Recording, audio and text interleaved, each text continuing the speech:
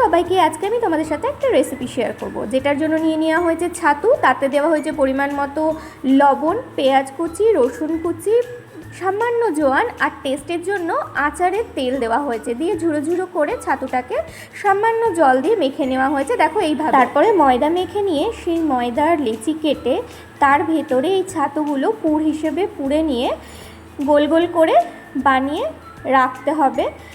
আর এখানে আমার মা এটা রেডি করে দিচ্ছিল। তারপরে কড়াইতে আমি সর্ষের তেল গরম করতে বসিয়ে দিয়েছিলাম। কড়াইতে সর্ষের তেলটা ভালো করে গরম করে নেওয়ার পর এই লেচিগুলো রেডি করা হয়ে গিয়েছিল। তারপরে সেগুলোকে আমি ভালো করে ফ্রাই করে নিলাম। ফ্রাই করে নিলেই রেডি হয়ে যাবে এই লিট্টি। এই লিট্টিগুলো কিন্তু সন্ধেবেলায় চায়ের সাথে স্ন্যাক্স হিসেবে খেতে বেশ ভালোই লাগে। আমার তো ভীষণ পছন্দের একটা ডিশ হচ্ছে এই লিট্টি। তোমরা বানিয়ে খেয়ে দেখতে পারো, কেমন লাগছে অবশ্যই জানিও এটা খেয়ে।